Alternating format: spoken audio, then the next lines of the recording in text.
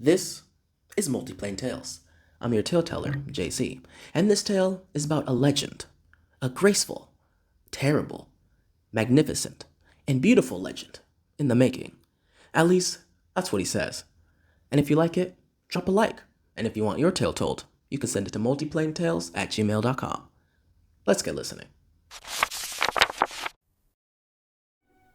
Valado the graceful, Valado the merciful, Valado the horrible, Valado the vengeful. All are titles I will have after I achieve my goal. For now though, I go by Val, short for Valado Sept of Telma. If you don't know, Telma is a small town inside Camozom, located in the center of a few mountain ranges. It was a quiet place, a peaceful place where families could grow without fear of the wild or of warring nations. A place where everyone knew everyone else. There were only about 200 families that resided there, and we liked it like that. There may have been only 200 families, but they were diverse. In my youth, I had friends of all sizes and races. Surprising, I know, but somehow, Telma was able to attract the best of mortals over the millennia it has existed, though it rarely gets new residents. The latest was my mom, who moved here about 300 years ago. According to her, it took a century or so, but the people of Telma finally welcomed her in. She became part of the community just in time for me to enjoy it in my youth. My day would start out like every other kid. Every morning, my mom would cook breakfast for me right before she went to work. Unlike the others, my mom would use the portal in her office to teleport to work. I always wondered where it led to. Anyways, when I'd get out of bed, there was always a meal ready for me, and let me tell you, it was always delicious. My favorite is still on my 13th birthday. She prepared me an endless amount of honey pancakes. That day, I went to school with a stomach the size of Mount Sannon. In that class, there were only about 10 of us, and we were the best of friends. Sadly though, when I arrived that day, the teacher announced the surprise information exam that would count for 70% of that term. If I failed that exam, I know that I would need to retake the whole year. I'd also not studied. I forgot she even told us the surprise exam was that week. At the time, my mind was occupied with my birthday party planning. With only 10 minutes left for the exam, the only thing I had answered was my name. I tried to peek over at my friend's sheet, but I could feel the teacher's glare directly at me. My hands started sweating as I felt a pit in my stomach start to form. Just as I began to lose control of my breathing, I heard a deep, comforting voice in my head. It started rattling off some jumbo that I believe were answers to the exam. I wrote down everything it told me. I'm still not sure if it was because I trusted it or it's because I was just helpless. Even though I did not know if they were the correct answers, it felt better to just turn in an exam with some writing on it. Afterwards, my classmates and I went to the fields to play. We stayed there until the main sun went down. I returned home to my mother cooking dinner in the kitchen. I told her about the voice I heard. She stopped cooking to wash her hands. She took my hands and led me to the table to sit down. "Honey, listen to me. Never listen to that voice again," she said. "Why? It sounded pretty helpful," I told her. "I know, but I need you to trust me. Never listen to that voice again," she repeated more insistently. I told her I wouldn't. She hugged me and finished cooking dinner. We then ate some cake and planned for my birthday party that weekend. I would like to note I did score 100% on that exam, but I kept my promise to my mom. Fortunately enough, it did stay silent for a few years. Around that time I was a teen. My friends and I were exploring the nearby fields as we usually do. This time, we went about a few miles into the fields until we reached a small hill. We noticed about 25 figures all wearing dark blue robes with an insignia of a cat's eye. They were quickly heading towards the town. I rushed back into town with the rest of my friends to warn them. The ones that were told start to panic. They went around quickly looking for makeshift weapons. Not 10 minutes went by when the group of rope figures arrived into town. Word of their arrival spread like wildfire. There was already a small group of townspeople with their makeshift weapons waiting to greet them. The group had moved the younger folk behind them as the rope figures approached. "We seek an elven woman that goes by the name Sean Sept." The mayor stepped forward towards the figure. "We know no one by that name. Leave this place at once." Quicker than he could react, the man grabbed the mayor and slammed his head into the ground. His body laid there restless on the dirt. Luckily, I could still see him breathing. The figure rose. "We seek an elven woman that goes by the name Sean Sept." I saw most of the people slowly turn their head and look at me. "She's my mom and I don't know," I yelled stupidly. The figure teleported in front of me and clutched my neck.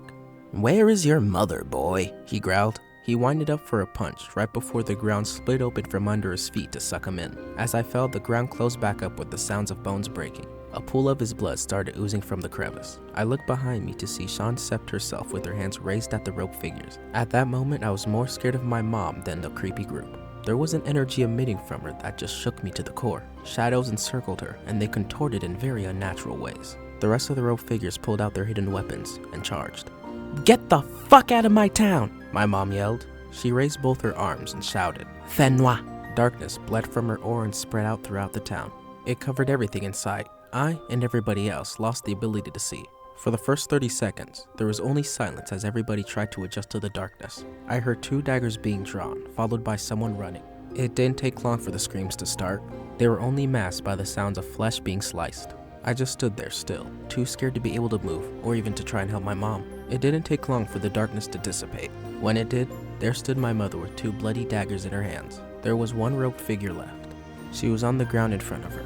Her robe had been torn to reveal a female orc that looked like she had been punched about a few times. My mom kneed down to the ground to match the orc's level. She grabbed her face. "Tell Yonda if she wants me, she has to come get me herself." She pushed the orc back. The orc rose and started running in the direction they had come from. My mom rose from the ground. Just as the orc was about to reach the woods, my mom threw a dagger at her leg. The dagger whisked through the air, landing itself into the orc's leg tendon. She fell to the ground crying. She tried and tried, but she just couldn't get up.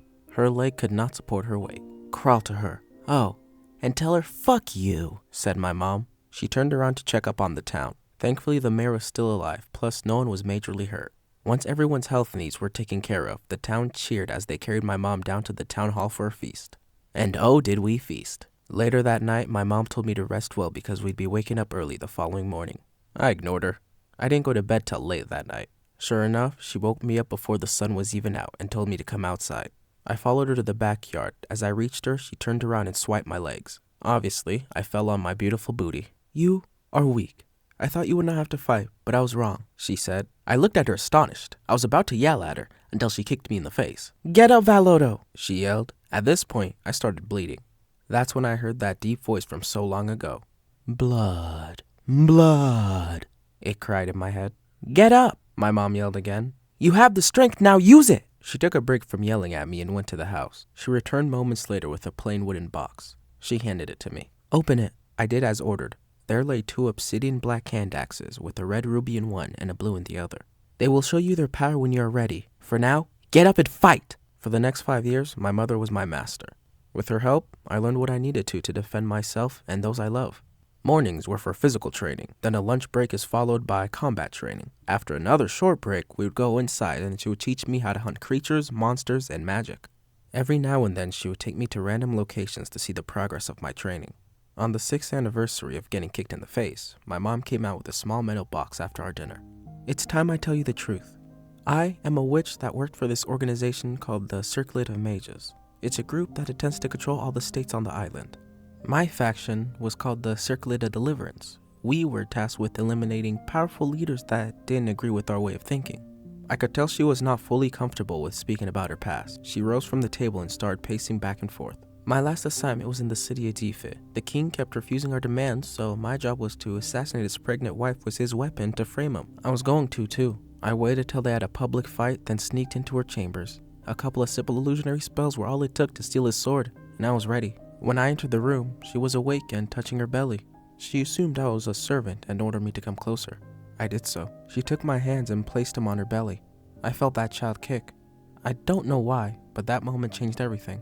I left to find the king, and after telling him our plan, I went into hiding after I went back to find my unit leader. And let's just say things ended a little bloody. The next generation of the Circlet of Retribution should be sent out by now, if not already." She went to the metal box. Following a few hand gestures, the top of the box disappeared. In the center was a necklace with an obsidian black owl eye with a purple pupil. She placed it around my neck. The pupil glowed. It felt warm around my neck. I felt like an aura of protection coming from it. "Val, I trained you to hunt witches and monsters alike. You can never predict what they'll throw at you. And I must go now. I must find them before they find me." As she was telling me this, she started casting a teleportation spell. "Wait, what about the voice I hear?" I asked her. "Oh, that's probably just your devil of a father." With those words, she teleported away. I didn't know exactly what to do, so I just went to bed. That same night, I was woken by screams coming from outside. After putting on my armor, I sheathed my axes and went to go see the cause of the screams. There were houses set on fire. The domestic beasts had managed to get loose, and there were far more people than there should be. Looking around, it looked like there was extra people falling from the sky. After helping some folks, I noticed the sky ship hovering above the town hall. I made my way to the ship after taking out every pirate that crossed my path. Yes, they were sky pirates. I made it through the town and jumped on a descending court to get to the top of the ship. At the helm was the most beautiful woman I've ever seen. She did laugh as her men plundered and pillaged my home. "Hello there, young man. Have you come to stop the big bad pirate lady?" she spoke. I brandished my axes and charged her. Before I could even get close, a large 8-foot troll caught my arm before slamming their club into my side. "Boy, you cannot just approach Captain Zaton of the Dark Depths. A pirate queen doesn't just fight just anyone. Fight Ox there first." The troll didn't even wait for it to finish talking before winding up for his next strike. I dodged the first one, managing to cut his arm enough for him to drop me. Not forgetting how fast trolls can heal, I looked to find a source of fire. Too deep in thought, I couldn't react in time to dodge the blow to the gut. I hunched over and coughed up some blood. "Blood, it's your power." That familiar deep voice spoke once more. Acting on instinct, I took some of the blood from my face and wiped it on my blades. The gems on the axe glowed as they sucked in my blood. A surge of newfound energy took hold of me. I feel like this is hurting me, but I can definitely hit harder. The axes burst into flame. The troll backed up in shock. I took the advantage of that and started slashing. After blinding one eye and a few more cuts, I paused to confirm the healing factor had stopped. It didn't look as injured as I would have hoped, but I could take it down, give it time. I heard a whistle coming from the helm. I stupidly ignored it to finish off the troll. Unexpectedly, there were 2 more green arms around my waist. I looked back to see another troll smiling down at me with its fucked mouth. "Take him out and throw him in the dungeon. He has a fascinating ability." The injured troll approached me and punched me directly in the face. My vision started blacking out. "Take the treasures and the women, kill the men and burn the rest. That boy might fetch a pretty platinum piece or two, especially with that ass." "I worked my ass off for that booty," I remember saying before being completely blacked out. "And now I'm awake in a Navy prison. Sir, I don't know what's going on, but I am not associated with those pirates." Thanks for listening to this episode of Multiplane Tales. If you enjoyed it, why not check out our other episodes? But if you want the latest episode, check out your preferred podcasting platform like Spotify or Apple Podcast. But if you want your tale told, you can send it to multiplanetales@gmail.com.